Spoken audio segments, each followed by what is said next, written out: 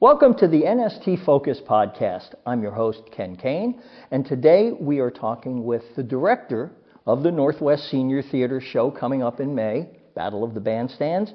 This is Lennon Smith. Lennon, thanks for being here today. So we're going to talk a little bit about you, and we'll talk a little bit about the show as we progress through this podcast. Let's start with you, though. You're a relative newcomer to Oregon. Give us an idea of your background, where you're from, and how you caught the theater bug. Well, I'm from California. I'm a California girl, and I've been singing and dancing since I was a kid. I have an undergrad BA degree in theater arts with an emphasis in directing, and I taught junior high and high school drama and English, and directed a lot of plays with the teenagers. And then I changed careers, and but never gave up theater. So I was always directing and acting after work, which is nice with the Northwest Senior Theater that we get to rehearse during the daytime because we're all retired. So I love directing. I've also done a lot of acting and singing. And directing just really meets my needs. So some folks say they're married to the theater, but in your case, that's literally true. You met your husband on stage at a show, right? Yes, we met in a musical called The Boyfriend, and we joke about how some people have mixed marriages because one person isn't in theater and one person is, because it's kind of like being in different churches. And so since we both do a lot of theater, we understand the commitment and the work that goes into it, and we're really good at supporting each other because he does so much tech and acting, and I can do the directing, and I don't know how I'd do it without him. Never a crossword between you? Well, sometimes it gets a little heated, but most of the time he takes direction very well, and he's very obedient. Hey, tell us about the current production at NST, Battle of the Bandstands. Well, I was thinking I would do a spoof on American Bandstand. And then my good buddy Ken said, wait a minute, I've got a better idea. Why don't we have Lawrence Welk in and do a Battle of the Bandstands instead of just American Bandstand? Well, I thought that was a great idea. So you have written a script that includes both, and so we can have the two genres, which really expanded the music we could include. That's true, yeah. And it could really expand all of the stuff that actors could do as far as different styles of music and dancing. So it's really worked out beautifully. You are, and take this in the very best possible way, but you are like the shtick master. You look at a situation and your brain is going all the time, how can we fund this up? How can we make people laugh over this? Yeah. How does that come to you? Oh gosh. That's a great question.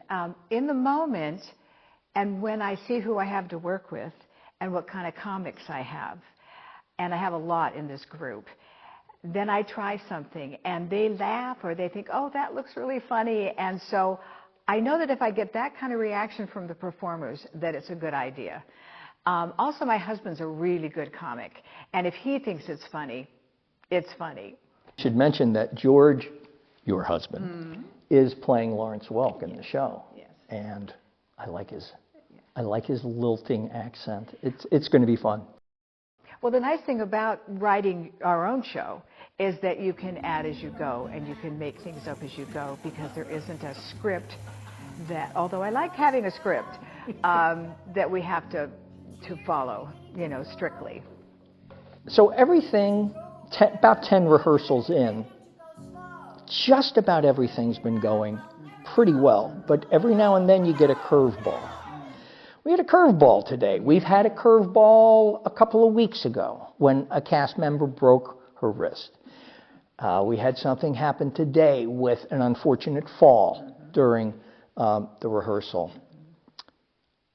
How do you keep people focused in a situation like that when they're way out of character, and they are absolutely concerned with what's going on in front of them? Well, it's kind of like everybody jumps in survivor mode, and everybody just really taking care of each other. as a group. And there's so many things that can go wrong when you're over 60 and over 70. I'm constantly adjusting as people go out to get a hip replacement or they break their arm, and healing takes longer for us. We had a fall today and everything went fine, though. We had a nurse nearby that did triage, and the EMTs came. I'm sure she'll be back. We learned from that it's probably good not to do dancing in shoes that can stick to the carpet. And this group is doing such a good job. This is my 4th show with this group.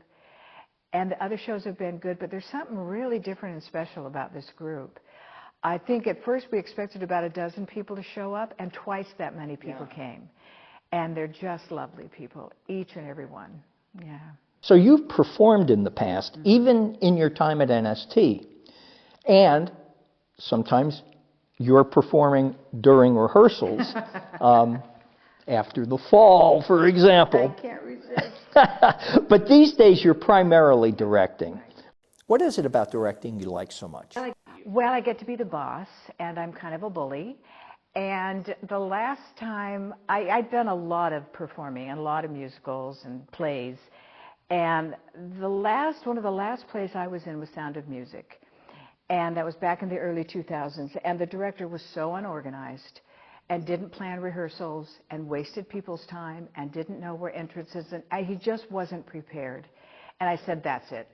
I have to be in charge from now on, so that I don't waste people's time, and I plan rehearsals carefully, and I know what I'm doing, and because I was so frustrated as a performer.